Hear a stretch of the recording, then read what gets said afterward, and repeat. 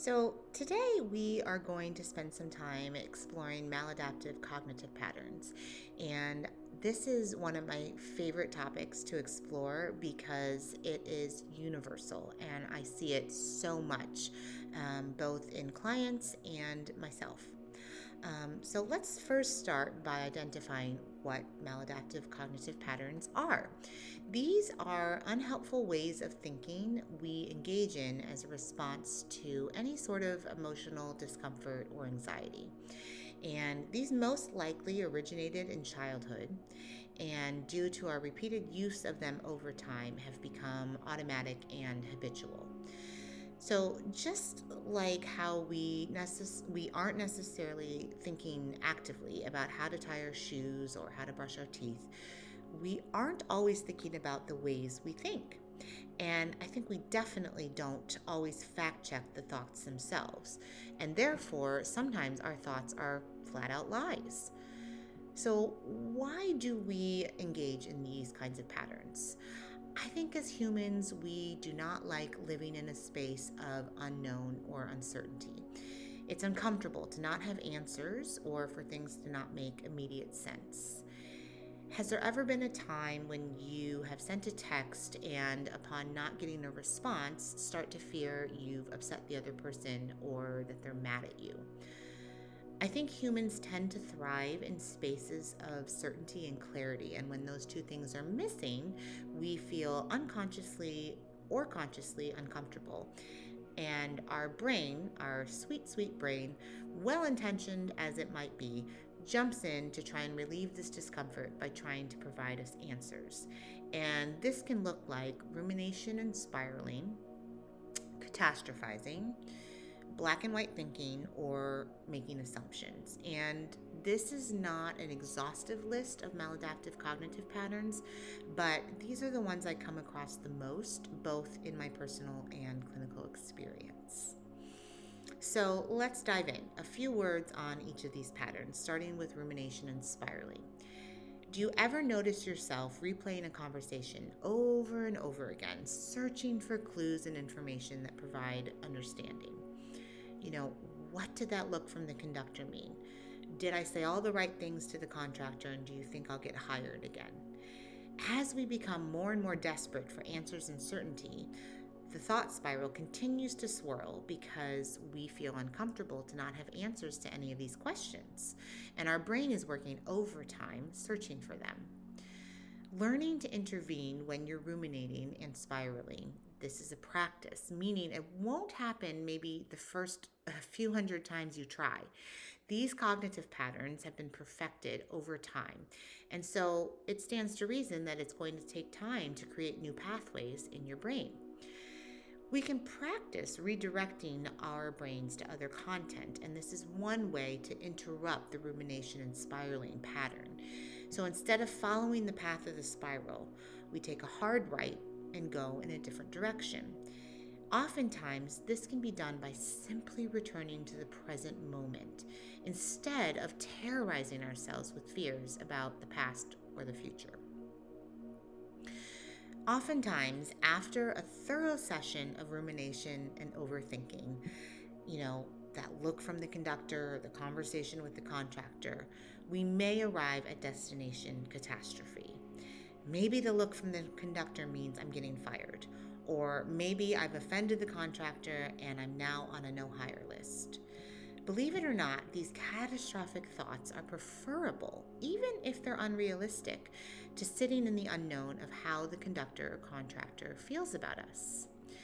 There may be a part of us, in fact, I think there is absolutely a part of us that knows these kinds of conclusions are illogical, they're fantastical, but the feeling of discomfort will remain untouched and unchanged by logic. When we catch our imaginations running rampant, we need to ask ourselves, what is the likelihood that catastrophic thing is going to happen or has happened? The answer is probably something like 5, 10, 15%. And when we hear ourselves answer that way, I think we're less likely to hold the catastrophic thought as a fixed, permanent truth. Another way to counteract catastrophic thinking is by balancing it. So I will often tell clients, go ahead, give yourself the catastrophic option. Yes, the conductor might fire you. Then practice balancing that with another option. Maybe the conductor didn't even know that he looked at you at all. Or, yes, the contractor may have blacklisted you. Or maybe she didn't even think about you a second time. So, when we notice we are writing phenomenal stories about what may happen, we can practice writing other stories that give our brains options to choose from. And we don't even have to land on one option or one outcome. We just want to create balance in the stories we are telling ourselves. Have you ever had the thought, okay, if I don't win this audition, I must suck. And if I don't win this audition, maybe I won't ever get a job. This is black and white thinking.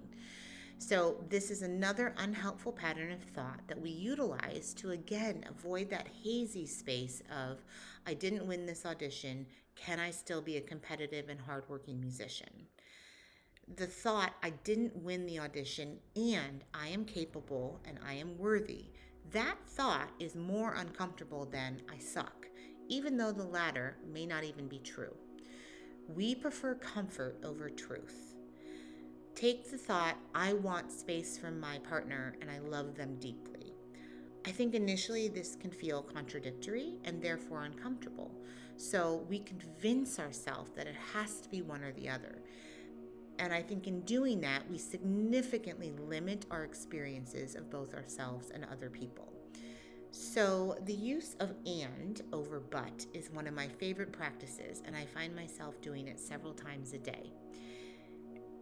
These conjunctions, they are short in stature, but I think they really pack a punch. And I think that you'll notice when you start to replace the use of but with and, it starts to feel really liberating because all of a sudden we don't have to fit everything into a binary system of thought. And I also think this is a more realistic way of living because, as I'm sure you have experienced yourself, most circumstances in life just aren't black and white. Finally, assumptions, and this is one of my favorites because they are all over the place. They are pernicious and toxic because they are deceitful and not always based in truth and fact. So the truth is our brain lies to us all the time. That is truth, that is fact. We assume that because we weren't hired for a gig, the contractor must dislike us. We make these assumptions automatically, not even realizing that we have skipped the fact-checking step. And as we have seen with the other cognitive patterns, we develop blind spots when we are feeling insecure or uncomfortable in any way. Assumptions give us false security because our brain has now filled in the gaps of the unknown with presumptive thoughts. Instead, asking ourselves questions like, do I have enough data and information to assume that? Or is that assumption 100% true? Is it 50% true? Is it 1% true? These kinds of questions can be really powerful in sorting out fact and fiction. I don't think any of us want to live our lives based on lies. So this fact-checking is very crucial and critical to living a life based in authenticity.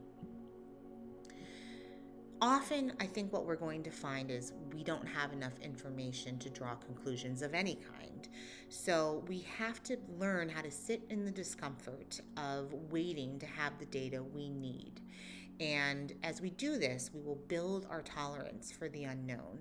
And it will become more comfortable to do this as we practice fact-checking and teach ourselves to really live only in truth.